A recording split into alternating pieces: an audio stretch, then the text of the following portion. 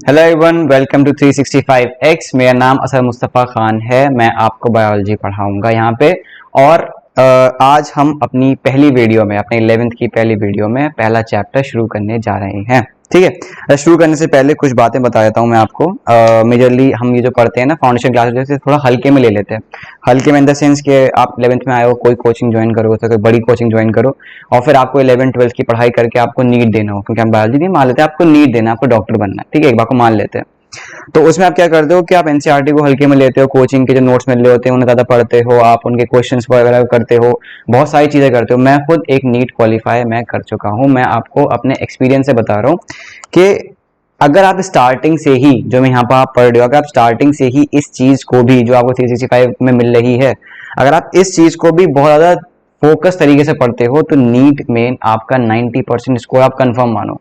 Physics, chemistry, bio, ठीक है, ये तीन चीजें अगर आप एनसीईआरटी से लाइन बाय लाइन हर चीज अच्छे से समझते हुए, एनसीईआरटी के क्वेश्चन अच्छे से करते हुए अगर आप चलते हो ना, तब आपको नीट में बिल्कुल भी परेशानी नहीं आएगी, क्योंकि मेजोरिटी ऑफ क्वेश्चन यहाँ पर एनसीईआरटी का ही रहता है।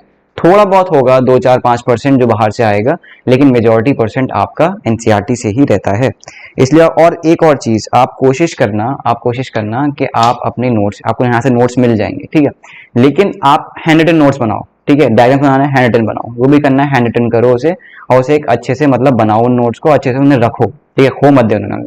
अच्छे से रखने से क्या होगा कि जब आपको अगर बाद में वो चीज़ रिवाइज करनी है तो आप उन्हें इजी आसानी से रिवाइज कर पाओगे। ठीक है, मान लेते हैं 12th में चले गए, आपको फिर मॉक टेस्ट दे रहे हो, फिर आपको कुछ 11th का रिवाइज करना, तो आपको यहाँ पर नोट्स होंगे, अपने ही नोट्स आप बाबा बाबा पढ़ोगे तो वो चीज़ आपके ब्रेन में अच्छे से रिटेन हो जाएगी। ठीक है, कुछ इमेज मेमोरी नाम की भी चीज़ होती है, ठीक, तो वो चीज़ वहाँ पर काम करेगी। तो नीट के लिए ही सही, अपने 11th या फिर 12th क्लास के लिए ही सही, अभी से आप पहले चैप्टर से ढूंढना शुरू करो ताकि आगे जाके दिक्कत ना आए, कोई बैकलॉग आपकी ना रहे। ठीक है, तो चलिए, आपने बुक्स निकाली, नोटबुक्स निकाल लीजिए। चलिए शुरू करते हैं आपका पहला चैप्टर, द लिविंग वर्ल्ड। ठीक, How wonderful is the living world? The wide range of living types is amazing. The extraordinary habitats in which we find living organisms, be it cold mountain, deciduous forests, oceans, freshwater lakes, deserts और hot springs, leave us speechless. ठीक है, अब यहाँ पर आप बता रहे हैं कि लिविंग वर्ल्ड नाम है चैप्टर का, तो लिविंग थिंग्स की या फिर लिविंग ऑर्गेनिज्म की इतनी ज़्यादा डाइवर्सिटी देखने को मिलती है, इतने ज़्यादा टाइप्स देखने को मिलते हैं जो कि हमें स्पीचलेस कर देते हैं। जैसे कि आप अगर कोल्ड माउंटेन्स में जा रहे हो, वहाँ भी आपको लिविंग ऑर्गेनिजम्स देखने को मिलेंगे। अगर आप हॉट डेजर्ट्स में जा रहे हो, वहाँ भी मिलेंगे। ठीक है, डीप इन द सी जा रहे हो, वहाँ भी आपको मिलेंगे। चाहे आप कहीं भी चले जाओ, वहाँ पर आपको लिविंग ऑर्गेनिजम्स देखने को मिलेंगे ही मिलेंगे। ठीक है, इतनी ज़्यादा डाइवर्सिटी है, अपने आसपास देखोगे आपको लिविंग ऑर्गेनिज्म देखने को मिलेगा ही मिलेगा। ठीक, द ब्यूटी ऑफ, ठीक है, अब जो ये हॉर्स का उन्होंने एग्जाम्पल दे रखा है, माइग्रेटिंग बर्ड्स का एग्जाम्पल दे रखा है, फ्लावर्स का दे रखा है, ये सब चीज़ें देख रखा है। ये सब आपको एक सेंस ऑफ वंडर करवा रहे हैं किस तरीके से कि जो आपकी जितनी भी लिविंग टाइप्स हैं वो बटे हुए हैं, आप उन्हें आसपास अपने रोजमर्रा की जिंदगी में उन्हें आप देखते हो। ठीक, चाहे वो कुछ भी हो गया, लेकिन यहाँ से मतलब क्या है, यहाँ से जो एक मेन क्वेश्चन यहाँ पर जो है वो आपका आता है, what Indeed is life. What Indeed is life, आखिर लाइफ है क्या, व्हाट इज लाइफ। ठीक है, तो ये क्वेश्चन के मतलब दो तरीके हो सकते हैं इसे आंसर करने के। पहला तरीका है थोड़ा टेक्निकल है, technical one, and seeks answer to what living is oppose to the non living, and the second is मतलब थोड़ा फिलोसफिकल है।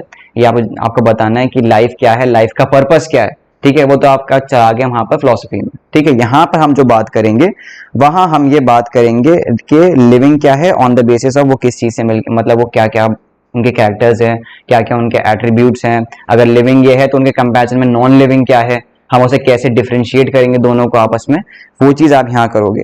लेकिन आपको ऑन द कॉन्ट्रेरी अगर आपको दूसरा से आंसर देना चाहिए कि लाइफ का पर्पस वगैरह ये सब चीज क्या है, तो वो आपको फिलोसफी के थ्रू मिलेगा।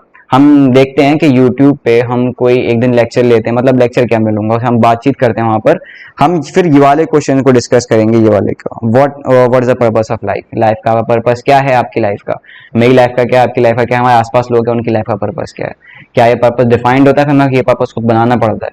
ठीक है, या फिर हमें कोई बताएगा या फिर हमें खुद मालूम करना है। तो ये सब सवालों के जवाब हम कोशिश करते हैं एक दिन यूट्यूब पर, मजेदार रहेगा, खूब बातचीत करेंगे इस बारे में, और काफी इंटरेस्टिंग और काफी आपको आपके अपलिफ्टमेंट के लिए वो हम कोशिश करेंगे वाली पूरी वीडियो रहे। ठीक है, तो चलिए अब शुरू करते हैं। यहाँ पर अच्छा, एनसीईआरटी में एक और चीज आपको मिलेंगी, इसमें लिखी हुई कहानियां बहुत सारी, तो जैसे कि यहाँ पर अभी पहले वाले पैराग्राफ में जो ये पैराग्राफ है, इसमें मेजरली आपको इंट्रो दे देते हैं चैप्टर का, लेकिन यहाँ पर ये होती कहानी है। तो इस पूरे पैराग्राफ से हम कुछ नहीं दे सकते कि यहाँ से ये आ सकता है वो आ सकता है, ऐसा कुछ नहीं है। जहां से जो आ रहा होगा, जहां जो इंपॉर्टेंट होगा, वहां मैं वो चीज आपको बता दूंगा, ठीक है। चलिए आगे देखते हैं। आगे question, what is living? Living क्या है?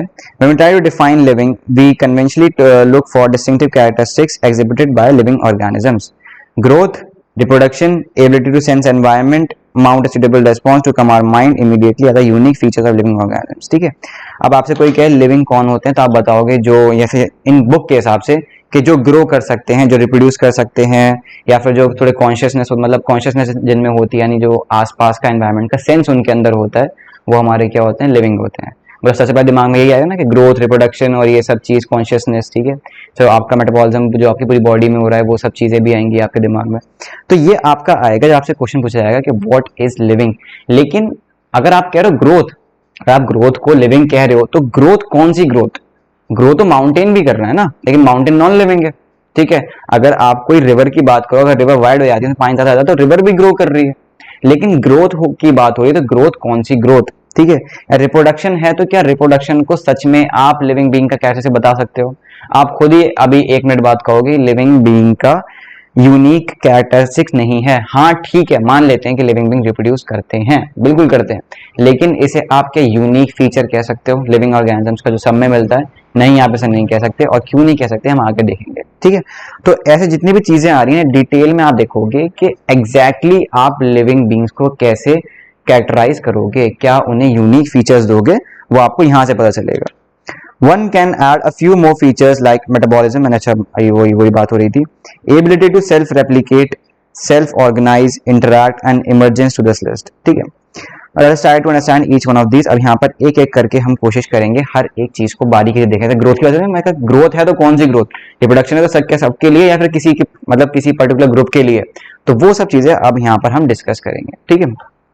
अब यहाँ से अच्छा आपका क्या होगा ना, आपका क्वेश्चन क्या आएगा कि लिविंग बीइंग्स के यूनिक कैरेक्टरिस्टिक्स या फिर यूनिक फीचर्स क्या होते हैं, तो उनमें आप ये सब लिखोगे। जब आप आगे पढ़ोगे ना अभी, तो ये ग्रोथ हो गया, फिर ग्रोथ है, कैसी ग्रोथ है, वो चीज आप लिखोगे, ठीक है। जैसे कि इंटरनल ग्रोथ लिख रहा हो तो इंटरनल ग्रोथ लिखोगे वहां पे। तो ये सब पॉइंटर्स आप बना के लिख लेना अपने उसमें कॉपी में, जहां भी अभी नोट्स बना रहे हो। अगर लिख रहे हो, नहीं लिख रहे हो तो लिखो बैठ के, ठीक है। ऐसा नहीं है कि मैं कह रहा हूँ, मैं यहाँ से कह दिया, आपने सुन लिया, वो बात वहीं खत्म हो गई, नहीं।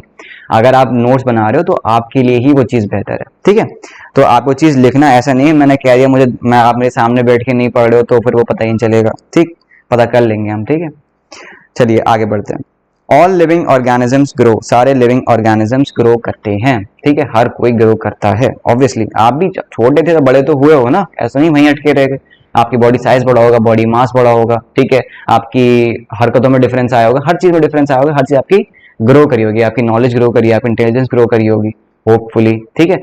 तो वो चीज वहां पर आपकी ग्रोथ की बात हो रही है, ठीक। Increase in mass, increase in number of individuals are twin characteristics of growth, ठीक है।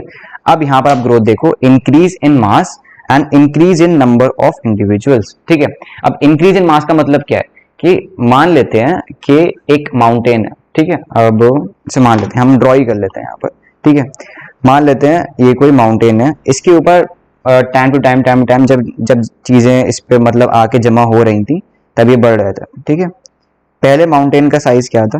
पहले माउंटेन का साइज था आपका ये वाला, ठीक है। पहले माउंटेन का साइज ये था, लेकिन बाहर से जब चीजें आके इस पर डिपॉजिट होने लगी, तब माउंटेन का साइज क्या हो गया? ये, ठीक है।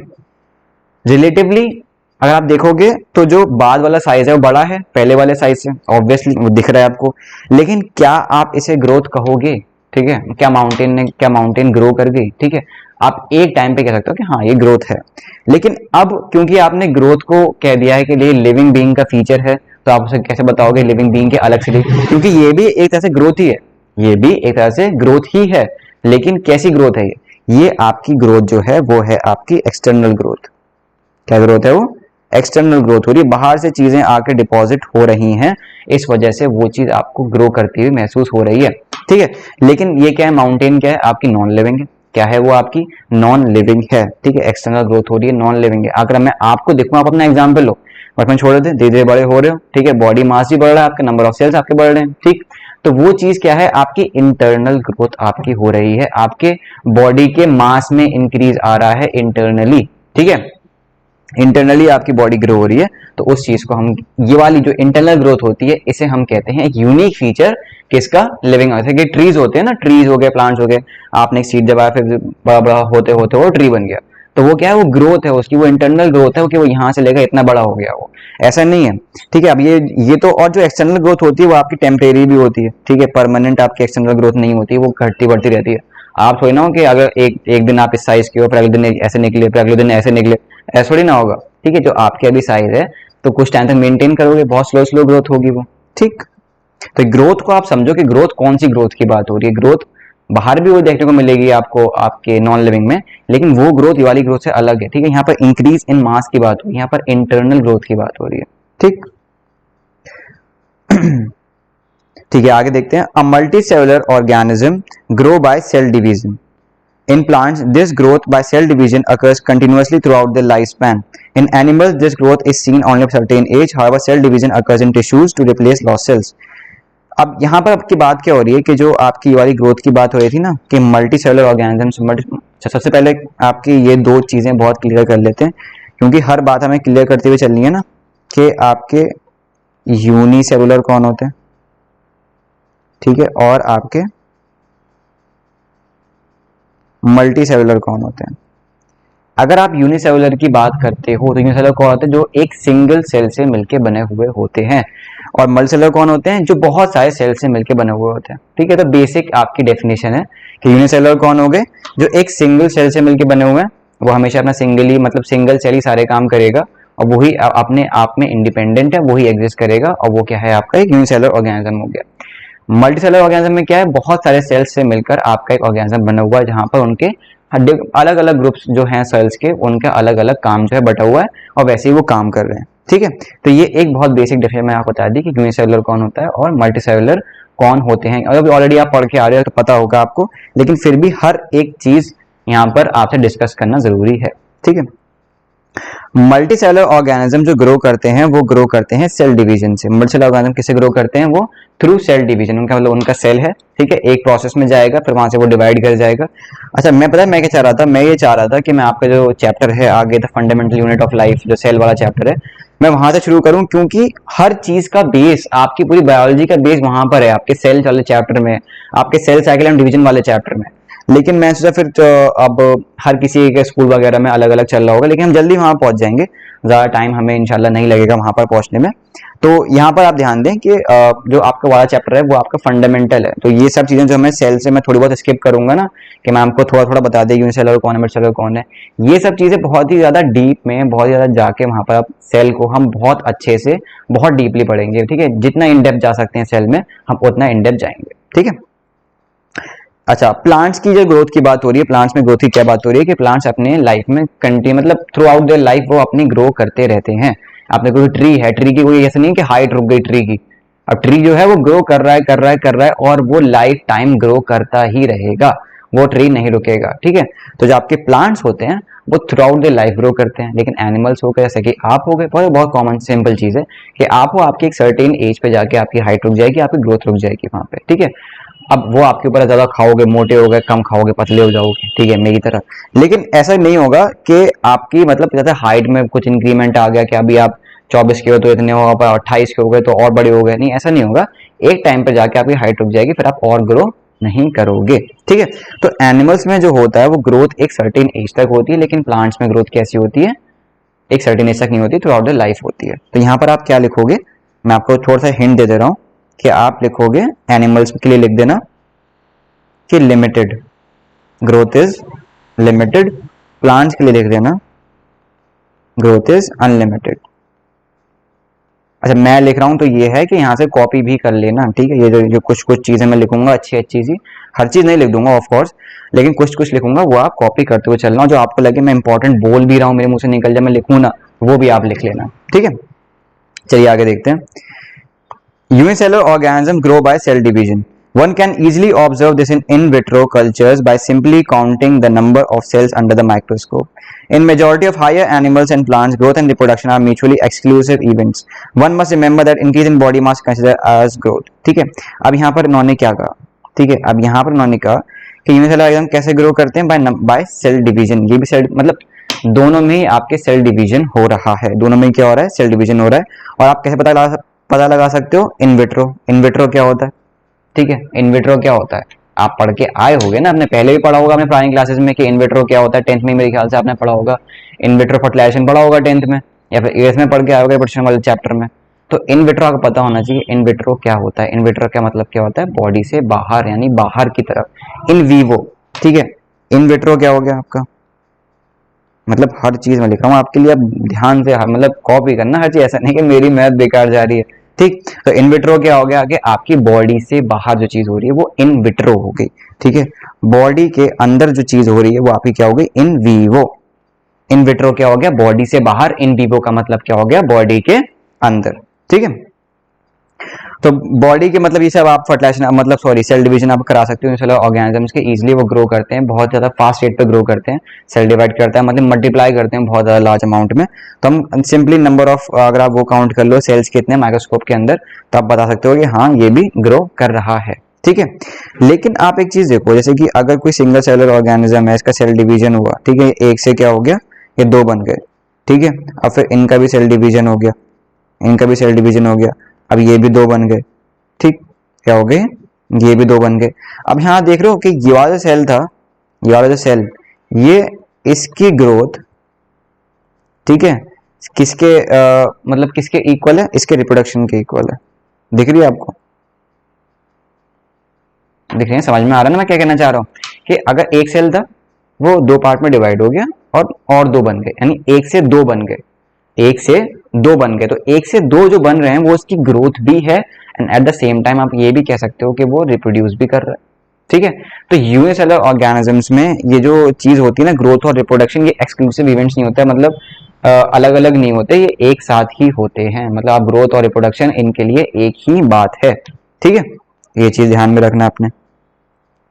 चलिए आगे देखते हैं।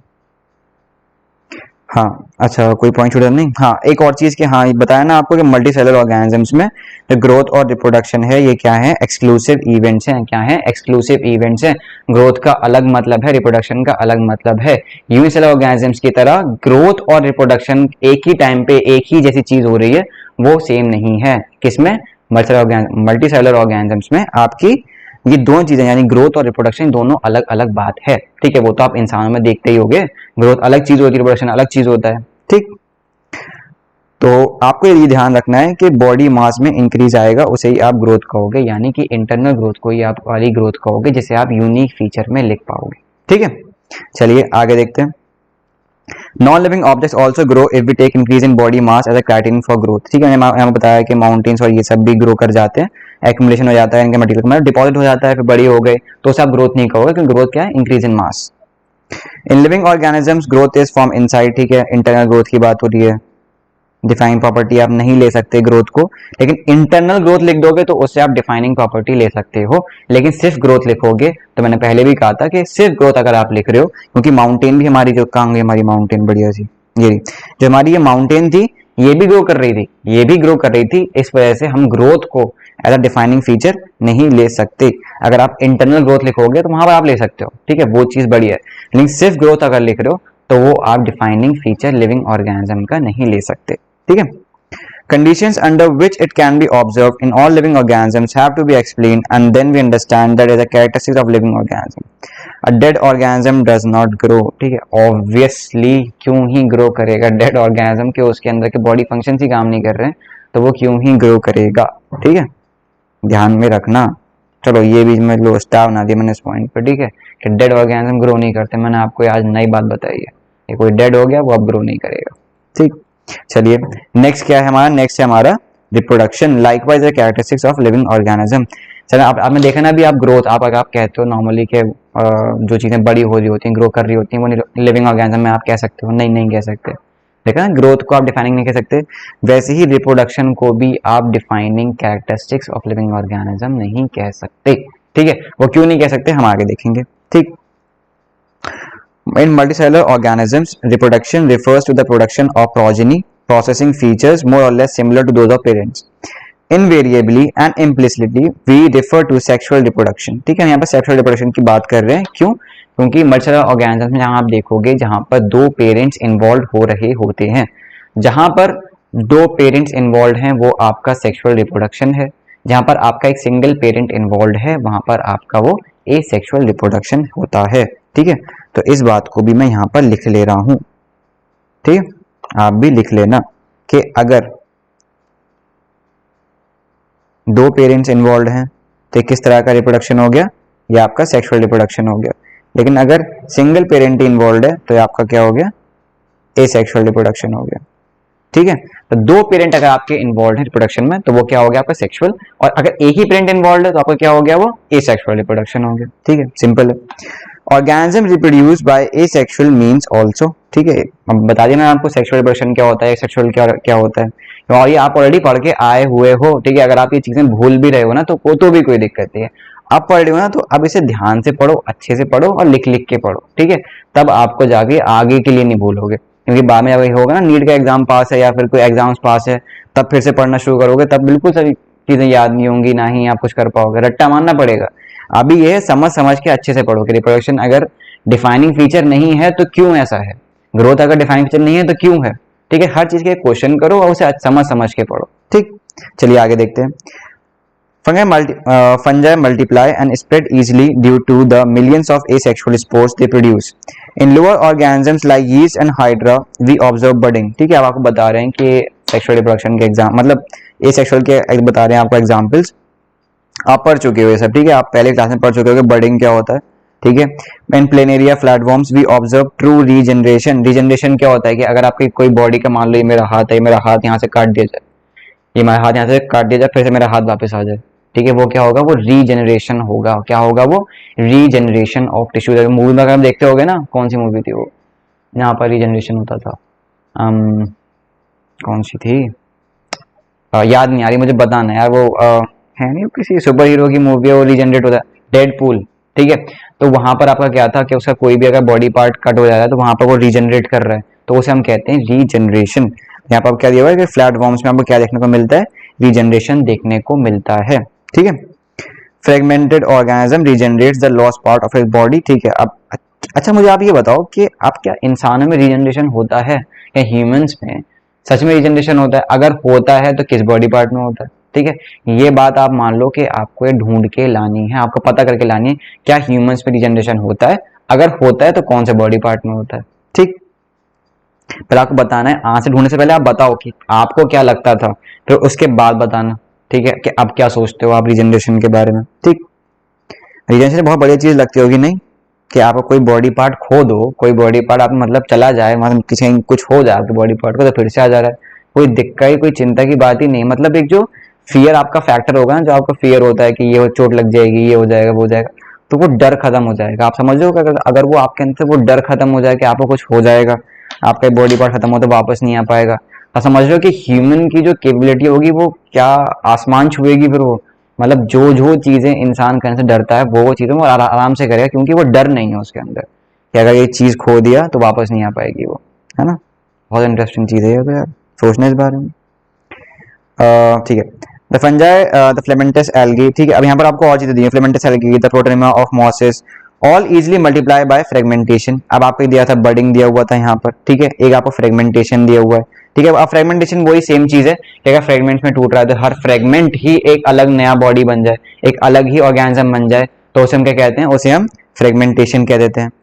When it comes to unicellular organisms like bacteria, unicellular algae और amoeba, reproduction is synonymous with growth. ठीक है, अभी मैंने आपको पीछे ही बताया था कि reproduction synonymous होता है growth के. unicellular organisms के लिए अगर आप growth कह रहे हो, unicellular organisms या फिर आप reproduction कह रहे हो, तो दोनों एक ही बात है, दोनों synonymous ही है. ठीक है, मान लेते हैं आपका ये अमीबा है, ये मान अगर ग्रोथ की बात करते हैं तो मान लें ग्रोथ करता है, दो में डिवाइड हो जाता है, एक से दो हो जाते हैं, क्योंकि है तो सिंगल सेल्ड ही, सिंगल सेल डबल सेल थोड़ी ना हो जाएगा, तो ये सिंगल सेल दो बन गए आपके. अब इसी चीज को आप ग्रोथ भी कह सकते हो और इसी चीज को आप रिप्रोडक्शन भी कह सकते हो. ठीक है, तो ये चीज आप वाली लाइन लिखना कि reproduction is synonymous with growth in unicellular organisms, ठीक है। और ये सिर्फ यूनिसेलुलर ऑर्गेनिजम्स के लिए, मल्टीसेलुलर के लिए नहीं होता, गलती से ही मत लिख देना। अगर लिखने वाले हो तो अपने आप को एक बार देख लेना कि क्या आपके अंदर भी ग्रोथ और रिप्रोडक्शन एक ही बात होती है ना। चलिए आगे देखते हैं। ठीक है, increase in number of cells, ठीक है। अब इस नंबर ऑफ सेल्स कैसे बढ़ रहे हैं कि 1 से 2 हो गए, 2 से 4, 4 से 8, वो सब चीजें आपको यहाँ पर बता रहे हैं वो। We have already defined growth as equivalent to increase in cell number और mass, ठीक है। इंटरनल ग्रोथ की हम ऑलरेडी बात यहाँ पर हम कर चुके हैं, ठीक। Hence we notice that in single cell organism we are not very clear about the uses of two terms, ठीक है। हम क्लियर नहीं है क्योंकि ये दोनों सिनोनिमस हैं, एक जैसी हैं, ठीक है। बार बार एक ही चीज लिख रहे हैं, कहानियां पता नहीं है एनसीईआरटी में क्यों लिखते हैं, ठीक है। चलिए आगे देखते हैं। Further there are many organism which do not reproduce, जैसे कि म्यूल्स हो गए, आपके स्टेराइल वर्कर बीज हो गई, इनफर्टाइल ह्यूमन कपल्स हो गए। हाँ, ये आया ना पॉइंट बेहतर। अब यहाँ पर ये बेहतर पॉइंट क्यों है, क्योंकि यहाँ आपको ये बताएगा कि रिप्रोडक्शन को क्यों आप एक डिफाइनिंग फीचर लिविंग ऑर्गेनिजम्स के लिए नहीं कह सकते। अब वो इसलिए नहीं कह सकते क्योंकि लिविंग ऑर्गेनिज्म में से म्यूल्स हो गए या फिर जो कुछ ह्यूमन कपल्स ही होते हैं वो स्टेराइल होते हैं, ठीक है। तो वो चीज जो स्टेराइलिटी होती है वो तो रिप्रोड्यूस नहीं कर सकते। अब वो अगर रिप्रोडक्शन वहां पर नहीं कर सकते तब वो क्या बताते हैं, वो क्या चीज आपको वहां से पता चल रही है, वो आपको ये चीज पता चल रही है वहां से कि उन्हें आप लिविंग में कंसिडर करोगे या नहीं, ठीक है। ये वाला क्वेश्चन उठता है, ठीक है। तो अगर वो आप रिप्रोडक्शन को डिफाइनिंग फीचर मान रहे हो, तो अगर वो डिफाइनिंग फीचर है तो क्या वो डिफाइनिंग फीचर सबके लिए है या फिर किसी किसी के लिए, मतलब कुछ ऐसा डिफाइनिंग फीचर होगा ना सभी को उसमें लेके चल रहा होगा। तो इस वजह से हम रिप्रोडक्शन को नहीं मानते, क्योंकि रिप्रोडक्शन को आप मानोगे तो आपको उन ह्यूमन कपल्स को, उन म्यूल्स को, उन स्टेराइल एनिमल्स को एक्सक्लूड करना पड़ेगा जो कि आपके रिप्रोड्यूस नहीं कर पाते। लेकिन आप उन्हें एक्सक्लूड वहां से नहीं कर सकते क्योंकि वो है तो वो लिविंग है, वो भी सांस ले रहे हैं, ठीक है। आप भी सांस ले रहे हो, वो भी सांस ले रहे हैं। तो इस वजह से रिप्रोडक्शन को भी आप नहीं मान सकते डिफाइनिंग फीचर, ठीक है। चाहे ग्रोथ को नहीं मान पाते थे वैसे रिप्रोडक्शन को भी नहीं मान सकते, ठीक है। और ऐसा नहीं है कि हर किसी में ही कोई ना कोई एक्सेप्शन होगा और हर कोई आपका ये हो जाएगा कि डिफाइनिंग फीचर नहीं है, नहीं है, नहीं, ऐसा नहीं होगा। आगे चीजें आएंगी और पता चलेगा कि हाँ ये डिफाइनिंग फीचर है और ये को हर किसी में देखने को मिलेगा, ठीक। यहाँ पर यही इन्होंने बात ये वाली कह रखी है। चलिए आगे देखते हैं। Another characteristics of life is metabolism. Metabolism आपका क्या होता है मुझे आप बताओ, ठीक है। पहले आप लिख के बताना मेटाबॉलिज्म क्या होता है, उससे आप क्या समझते हो। मैं थोड़ा लिख देता हूँ यहाँ पर, लिख के बता देता हूँ, लेकिन मेरे लिखने से पहले लिख देना तो बेहतर होगा, ठीक है। एनाबॉलिज्म प्लस कैटाबॉलिज्म, अगर इन दोनों को आप ऐड कर दो तो उससे बनता है मेटाबॉलिज्म। अब मुझसे ये मत पूछना कि एनाबॉलिज्म क्या होता है, कैटाबॉलिज्म क्या होता है, ठीक है। ये मैं होप करता हूँ कि आप 10th क्लास में पढ़ के आए होगे, और नहीं पढ़ के आए हो तो मुझसे अपने डाउट सेशन में पूछ लेना, ठीक है, कि एनाबॉलिज्म क्या होता है, कैटाबॉलिज्म क्या होता है, मैं वहां बता दूंगा, ठीक है। तो ये चीज आप ध्यान में रखो कि मेटाबॉलिज्म क्या होता है, एनाबॉलिज्म प्लस कैटाबॉलिज्म को आप मेटाबॉलिज्म कहते हो, ठीक है। बस मैं ये कह सकता हूँ आपसे, आपको थोड़ा हिंट देने के लिए, किसी एक में हो सकता है कि 2 से मिलके तीसरी चीज बन रही है, किसी में हो सकता है कि 3 से आपकी बाकी 2, मतलब 3 वो चीज अगर है वो टूट के बाकी 2 में बन रही है, तो ये चीजें हो सकती हैं। अब ये आपको डिफाइन, मतलब ये आपको पता लगाना है कि वो चीज कैटाबॉलिज्म में होती है या फिर वो चीज एनाबॉलिज्म में होती है, ठीक। चलिए आगे देखते हैं। All living organisms are made of chemicals. These chemicals, small or big, belonging to various sizes. ये अब यहाँ पे मतलब क्या है, ये कहानियां ना फिर से लिख दी हैं। अब यहाँ से इनका मतलब क्या है कि आपकी बॉडी के अंदर बहुत सारे रिएक्शंस चल रहे हैं, आपके बॉडी के अंदर बहुत सारे फंक्शंस चल रहे हैं, डाइजेशन चल रहा है, रेस्पिरेशन चल रहा है, एक्सक्रीशन चल रहा है, रिप्रोडक्शन भी चल रहा है, मतलब बहुत सारी चीजें आपकी बॉडी के अंदर चल रही हैं। और उन्हीं सब रिएक्शंस को अगर आप कंक्लूड कर दो तो उसे आप कहोगे मेटाबॉलिज्म, ठीक है।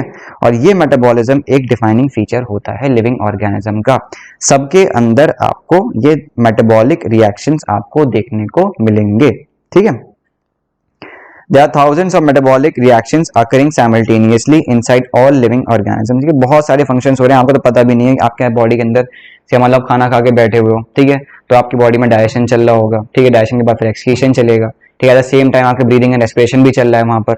तो बहुत सारी चीजें एक साथ चल रही हैं और उन्हीं सब रिएक्शंस को हम कहते हैं मेटाबॉलिज्म, ठीक। All plants and animals, fungi, microbes exhibit metabolism, ठीक है। तो सब लोग एग्जिबिट मेटाबॉलिज्म करते हैं। अगर सब करते हैं तो उसे आप क्या कहोगे, एक डिफाइनिंग फीचर कहोगे लिविंग ऑर्गेनिज्म का, ठीक। The sum total of all the chemical reactions occurring in the body is metabolism, ठीक है। मतलब सब सारे रिएक्शन मिला के आप क्या कहोगे, उसे मेटाबॉलिज्म कहोगे।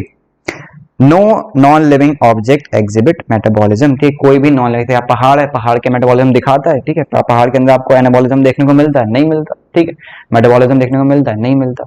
क्या आपको किसी स्टोर में देखने को मिलता है, क्या आपको लाइट्स में अपने आसपास प्लास्टिक वगैरह में देखने को मिलता है, टेबल चेयर, नहीं मिलता ना। तो आप इसलिए आप कह सकते हो कि जो आपका मेटाबॉलिज्म है वो डिफाइनिंग फीचर है, ठीक है। तो आपको आपका 12 को पहला डिफाइनिंग फीचर मिल गया। पहला डिफाइनिंग फीचर आपका क्या है, मेटाबॉलिज्म, ठीक है, इसे लिख लेना। Metabolic reactions can be demonstrated outside the body in cell-free system and isolated metabolic reaction outside the body of an organism, ठीक है, फिर से वही कहानी। While metabolism is a defining feature of all living organism without exception, ठीक है, हर चीज में एक्सेप्शन नहीं होता, अगर आप ढूंढ रहे हो तो ऐसा नहीं होता कि विदाउट एक्सेप्शन मेटाबॉलिज्म हर एक लिविंग ऑर्गेनिज्म में आपको देखने को मिलेगा ही मिलेगा। अगर किसी में मेटाबॉलिज्म नहीं हो रहा है, वरना वो, या उसका मतलब क्या है कि वो लिविंग नहीं है, ठीक।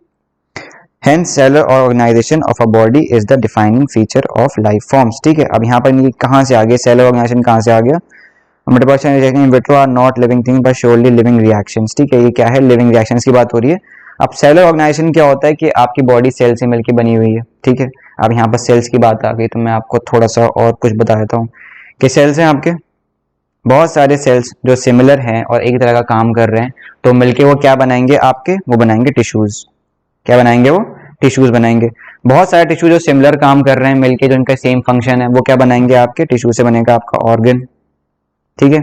बहुत सारे ऑर्गन्स मिलके क्या बनाएंगे आपके, एक organ system,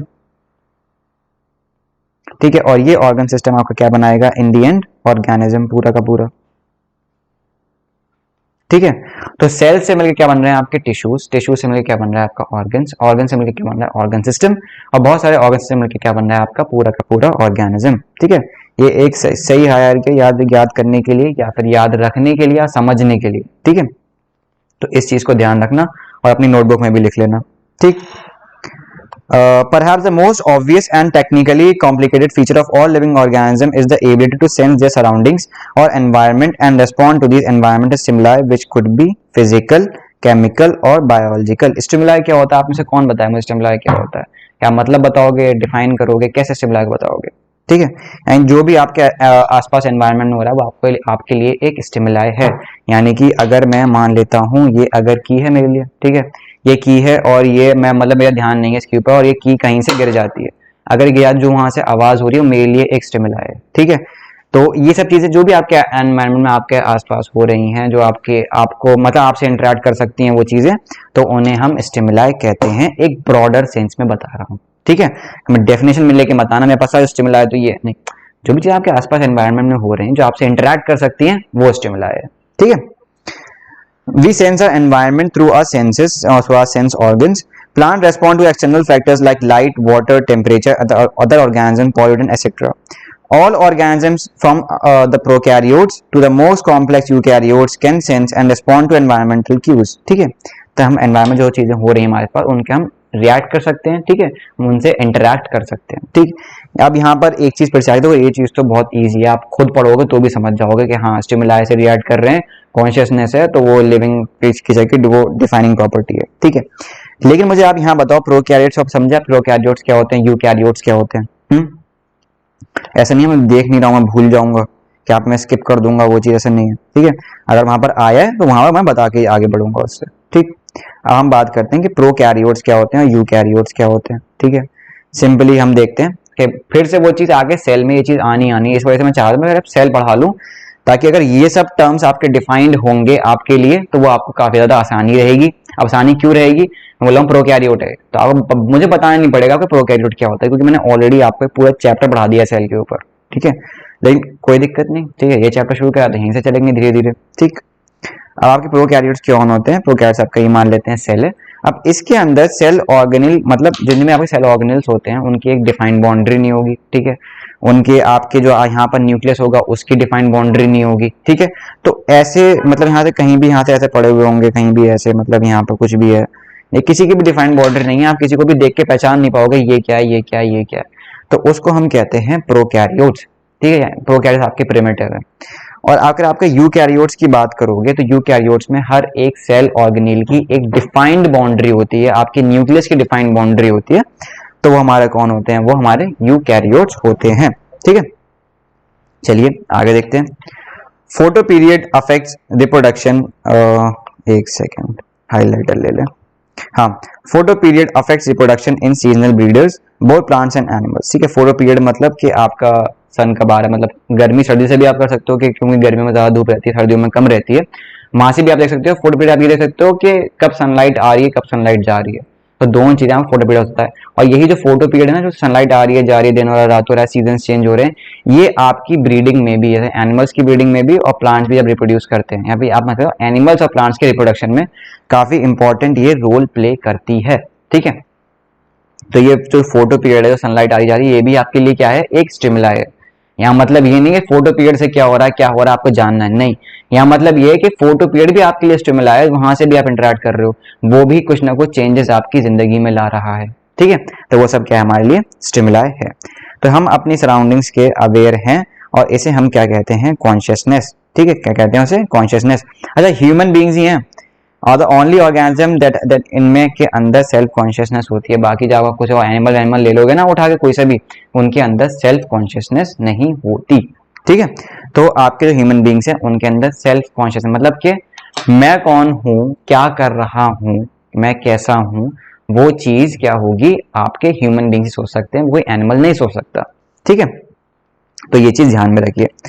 consciousness therefore becomes the defining property of living organisms। ठीक है, तो आपको दूसरी प्रॉपर्टी मिल गई, कौन सी, कॉन्शियसनेस। ठीक है, एक आपकी पहली क्या हो गई, मेटाबॉलिज्म हो गई, और दूसरी आपकी डिफाइनिंग प्रॉपर्टी क्या हो गई, कॉन्शियसनेस हो गई। ठीक, चलिए आगे देखते हैं। When it comes to human beings, it is all more difficult to define the living state. We observe patients lying in coma in hospitals virtually supported by। ठीक है, अब ये चीज आप देखोगे कि अगर किसी कोई बीमार है, कोई को मतलब कॉन्शियस मतलब उसमें कॉन्शियस में नहीं है, वो कोमा में पड़ा हुआ है बहुत लंबे लंबे टाइम तक, तो क्या आप उसे नॉन लिविंग कह दोगे? ठीक है, वजह बताओ। अगर कोई पेशेंट कोमा में पड़ा हुआ है, ठीक है, हम कह रहे हैं कि कॉन्शियसनेस एक डिफाइनिंग प्रॉपर्टी है लिविंग ऑर्गेनिजम्स की। ठीक है, लेकिन आप मुझे ये बताओ कि क्या वो कोमा में पड़ा हुआ इंसान, क्या वो कॉन्शियस में है या नहीं है?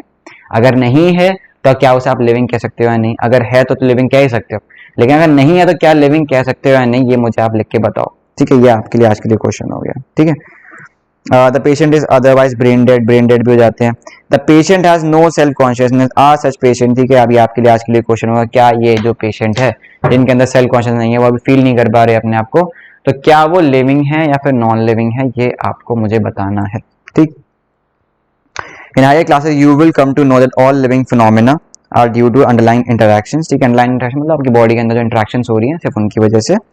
Properties of tissues are not present in the constituent cell but arise as a result of interactions। ठीक है, अब हर इंटरेक्शन आपके सेल्स के अंदर हो रहा है, हिमालय सेल्स के अंदर बहुत सारे काम हो रहे हैं, प्रोटीन बन रहा है, फैट बन रहा है, फिर कोई रेप्लिकेशन चल रहा है, डीएनए रेप्लिकेशन चल रहा है, बहुत सारी चीजें हो रही हैं आपके सेल के अंदर, आप धीरे धीरे देखोगे। तो उन सब के इंटरेक्शन की वजह से ही आपकी लास्ट रिजल्ट होता है। ऐसा नहीं होता कि अब लाइफ में भी आप ये चीज ध्यान रखो कि हर चीज ब्लैक एंड व्हाइट नहीं होती। ठीक है, हर चीज मैं अगर कहूँ, चलिए थोड़ी अलग बात करते हैं, हर चीज 1 या 2 में, मतलब सॉरी 1 या 2 कह रहा हूँ, हर चीज 0 और 1 नहीं होती। 0 और 1 मतलब बाइनरी की फॉर्म में कह रहा हूँ, 0 और 1 नहीं होता है। हर चीज 0 और 1 नहीं होती आपकी, हर चीज ब्लैक और व्हाइट नहीं होती। ठीक है, अगर ये नहीं कि ये ऐसा नहीं है तो ये ऐसा होगा, ये ऐसा नहीं है तो ये ऐसा होगा, ऐसा कुछ नहीं होता। ठीक है, इन दोनों के बीच में भी बहुत सारे डिविजन्स हैं, बहुत सारे तरीके हैं, बहुत सारी चीजें हैं। ठीक है, तो कभी भी आप ये नहीं कहोगे अगर ऐसा हो रहा है तो इसकी वजह से हो रहा है, ऐसा हो रहा है तो इसकी वजह से हो रहा है। उसके पीछे एक सेट ऑफ कॉन्सिक्वेंसेज होते हैं। अगर आपकी लाइफ में अभी कुछ चल रहा है, मान लेते हैं कोई परेशानी आपकी लाइफ में चल रही है, तो आप ये नहीं कह सकते कि ये टर्निंग पॉइंट था मेरा इन परेशानियों के लिए, नहीं, आप ये नहीं कहोगे। उसके पीछे बहुत सारी अंडरलाइंग वो होंगी आपकी इंटरेक्शन खुद से या फिर अपने आसपास के एनवायरनमेंट से, जो वो प्रॉब्लम तक कंक्लूड कर रही होंगी। आपने बहुत सारे डेली लाइफ में अपने स्टेप्स लिए होंगे जो आपको उस प्रॉब्लम तक ले जा रही होंगी। जब हम कह देते हैं ना कि हाँ इस वजह से, यानी कि हमारी लाइफ में ये हुआ, इसकी वजह से प्रॉब्लम हुई, तब आप क्या करते हो ना कि आप उन हर छोटी चीज को इग्नोर कर देते हो जिसकी वजह से आपकी लाइफ बेहतर हो सकती है। ठीक है, हो सकता है ना कि आपकी डेली लाइफ में कोई दिक्कत, तो आप रोजमर्रा में कोई ऐसा काम कर रहे हो जो आपको प्रॉब्लम तक ले जाती है वो, ठीक है, कोई ना कोई आपका हाथ से लेना पड़ता है। लेकिन आप क्या करो, अगर आप ये सोचोगे कि नहीं ऐसा नहीं है कि एक ही चीज से प्रॉब्लम नहीं हो सकती, तो बहुत सारी अंडरलाइन पीछे भी चीजें होंगी जिनकी वजह से प्रॉब्लम हो रही है, तो आप वो चीज़ें अगर सोचोगे एक बार में, तो आप वो छोटी छोटी चीज़ें इग्नोर नहीं करोगे, उन पे अगर काम करोगे, छोटी चीज़ों पे काम करोगे, अपने ऊपर छोटी चीज़ों में काम करोगे, तो फिर प्रॉब्लम चली जाएगी, वो आपको दिखाई भी नहीं देगी। हर चीज़ को थोड़ा इस तरीके से सोचो कि इसके पीछे सिर्फ एक ही रीज़न नहीं होगा। हर चीज़, अगर कोई इंसान अच्छा है तो बुरा नहीं हो सकता, अगर कोई बुरा है तो अच्छा नहीं, ऐसा नहीं होगा। ब्लैक एंड व्हाइट हर चीज़ नहीं होती, बीच में बहुत सारी चीज़ें होती हैं। तो उन भी चीज़ों को आप अपनी लाइफ में आप देखने की आदत डालो, ठीक है। आप बड़े हो रहे हो, आप 11th में आ गए, 12th में आ गए, बहुत तरीके के लोगों से मिलोगे, बहुत सारी चीज़ें होंगी आपके आसपास, खुद के साथ होंगी, आपके दोस्तों के साथ होंगी। उस टाइम पे आपको ये सोचना है कि आपको अपने ऊपर ध्यान देना है, ठीक है, अपने आप को कंट्रोल करना है। और ये मतलब जो भी है कि इसका कोई एक रीज़न नहीं हो सकता, बहुत सारी चीज़ें होती हैं, बहुत सारी चीज़ें आपकी लाइफ में जो ये कंक्लूड करती हैं। और हर प्रॉब्लम का सॉल्यूशन आपके खुद से ही आता है, ठीक है। कोई बाहर वाला नहीं दे सकता, कोई नहीं दे सकता, वो आप खुद को ही करना पड़ता है, ठीक है। तो ज़्यादा अब बाहर नहीं जा रहे इस टॉपिक में, ना बह जाएंगे इस टॉपिक में जब बात हो रही होगी इस बारे में। कभी ये वाले मतलब जो हमारे वो होंगे ना सेशंस, सेशन हो निकलता है कभी कभी मुझे, सेशंस, ठीक है। जो हमारे सेशंस होंगे हमारे, वो हम करेंगे यूट्यूब पर, ठीक है। यूट्यूब पर आएंगे तो आप सब आना, अपनी अपनी अपनी बातें लिखना, मैं अपनी बात कहूँगा, आप अपनी बात कहना। वहाँ पर काफ़ी बढ़िया इंटरेक्शन, बढ़िया माहौल रहेगा, ठीक है। हम देखते हैं संडे वनडे को करते हैं कभी, ठीक।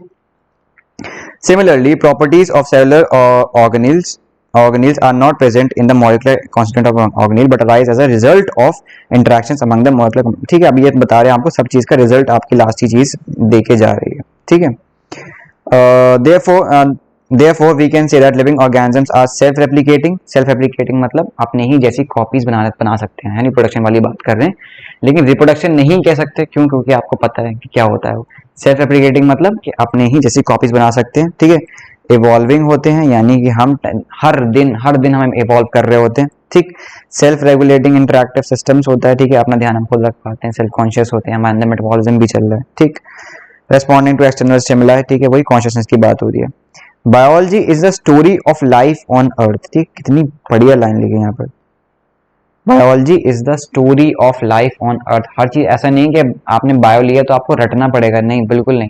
बायोलॉजी की स्टोरी है, आपकी स्टोरी है, आपके आसपास का जो एनवायरनमेंट है वो स्टोरी है। आप ऐसे देखो ना कि आप अपनी स्टोरी पढ़ रहे हो। आप 12th में जब पढ़ोगे ना इवोल्यूशन, तो आप वहां देखोगे कि आप अपनी स्टोरी पढ़ रहे हो। ऐसा नहीं है कि कोई कहीं कुछ और पढ़ रहे हो, रटना है, नाम याद करना, नहीं है। आप अपनी ही स्टोरी पढ़ रहे हो। अगर आप प्लांट्स के बारे में पढ़ रहे हो तो प्लांट्स की स्टोरी पढ़ रहे हो, प्लांट्स की लाइफ के बारे में पढ़ रहे हो आप, तो बहुत ज्यादा बढ़िया रहती है। तो इसे इस तरह से देखना, ठीक है। Ball sorry biology is the story of evolution of living organisms on earth, ठीक है। हर एक लाइन आप समझो ना कि इवोल्यूशन कैसे हुआ था, आप वहां से यहाँ तक पहुंचे कैसे, क्या हुआ क्या नहीं हुआ, तो वो सब जब आप पढ़ोगे तो आपको मजा आएगा, बहुत आंखें खुलेंगी आपकी।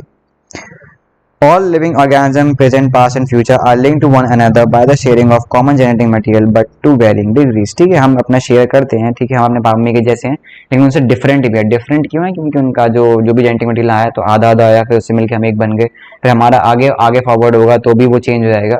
तो हम उनके जैसे हैं लेकिन उनसे अलग भी हैं, ठीक है। हम उनके जैसे हैं लेकिन उनसे अलग भी हैं। कितनी बढ़िया लाइन है। चलिए आगे देखते हैं। Diversity in the living world. अब डाइवर्सिटी क्या होता है, आपने देख लिया कि लिविंग बींग्स, लिविंग, आपको अगर लिविंग को कैरेक्टराइज करना नॉन लिविंग से, तो आप क्या क्या कहोगे, क्या क्या नहीं कहोगे, किस चीज को आप कहोगे डिफाइनिंग प्रॉपर्टी है और किस चीज को नहीं कहोगे कि वो डिफाइनिंग प्रॉपर्टी है, तो वो चीज आपने देख ली। अब बात कर रहे हैं हम डाइवर्सिटी की। Diversity in living world, diversity क्या होती क्या है, ठीक है। अच्छा, ये डाइवर्सिटी जो है ये आपका कंप्लीटली एक डिफरेंट टॉपिक है, तो मैं ये सोचता हूँ कि डाइवर्सिटी से हम आपकी नेक्स्ट क्लास में कंटिन्यू करें। हाँ, बिल्कुल ही अलग सीन है इसका, बिल्कुल, मतलब मुझे मतलब ऑलरेडी ऑब्वियस ही बात है, मैंने पढ़ रखा है, नीट क्वालिफाई कर, ऐसे थोड़ी ना। तो मैंने तो डाइवर्सिटी सेम वही, अलग बिल्कुल डिफरेंट चीज़ है, यहाँ तक अलग डिफरेंट है। तो हम इसे नेक्स्ट क्लास में ही करते हैं। नेक्स्ट क्लास में आपका ये चैप्टर खत्म हो जाएगा। छोटा चैप्टर है लेकिन काफ़ी इंटरेस्टिंग चैप्टर है, ठीक है। ये एक तरह से आपकी पूरी बायोलॉजी का इंट्रोडक्शन है जो आप आगे पढ़ने वाले हो, ठीक है। तो इस चैप्टर को हम यहीं पॉज करते हैं और आपकी नेक्स्ट क्लास जो बायोलॉजी की होगी उसमें इंशाल्लाह ये चैप्टर हम खत्म कर लेंगे, फिनिश कर लेंगे। तब तक जो भी बातें मैंने आपसे कही उन पर ध्यान दो, ठीक है। उन चीज़ों पे काम करो, अपने नोट्स बनाओ, ठीक है। अपनी धीरे थोड़ी पढ़ने की हैबिट डालो। अगर नहीं डाल पाओ मुझसे बात करो, मुझे बताओ, ठीक है। जो भी प्रॉब्लम आ रही है कि आप ये नहीं कर पाए तो मुझे बताओ, अगर मन नहीं लग रहा पढ़ाई में तो मुझे बताओ। हर चीज़ का सॉल्यूशन हम लोग साथ मिलके डिसाइड करेंगे, ठीक है। मैं ही बताऊंगा क्या क्या सही है गलत है, मैं आपको एक अलग नजरिया दिखाऊंगा चीज़ें देखने का। हो सकता है कि उससे अपने लिए आप सॉल्यूशन निकालो, और आपको ही निकालना अपने लिए सॉल्यूशन, मैं निकाल के नहीं दूंगा, है ना। तो हम मुझसे बात करो, कोई भी दिक्कत आ रही है XYZ पढ़ाई से अलग आप कह सकते हो, ठीक है। और ये सब चीजें आपको अगर पसंद आ रही हैं, ठीक है, तो आप और लोगों को बताओ, ज्यादा से ज्यादा लोगों को बताओ जिनसे सबकी हेल्प हो पाए, सब लोग जो ये चीज लेके कम पैसों में लेकर, पर कम पैसों की बात नहीं, यहाँ पर आप देख रहे हो कि आप और लोगों की भी हेल्प कर पा रहे हो, आप हेल्प की नेचर से देखो, पैसे नहीं है, मैं करना चाहूँ तो मैं 10 लोगों को कर दूं, मैं काम भी कर रहा हूँ क्योंकि मुझे एक हेल्प करनी है, बच्चों की हेल्प करनी है, उन्हें हाई क्वालिटी एजुकेशन देनी है, और जो वो चीजें मिस आउट कर रहे हैं आज मार्केट में जाकर, या फिर बड़ी बड़ी कोचिंग माफियाज में जाकर, फिर स्कूल्स में जाकर, तो वो चीज मैं यहाँ पर उन्हें प्रोवाइड कर पा पाऊँ।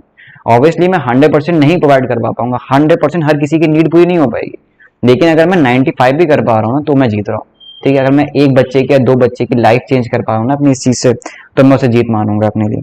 लेकिन गोल हमारा बड़ा है, हमें ज्यादा से ज्यादा लोगों तक पहुंचना है, और उसके लिए आप भी इसमें साथ में हमारे आओ, ठीक है।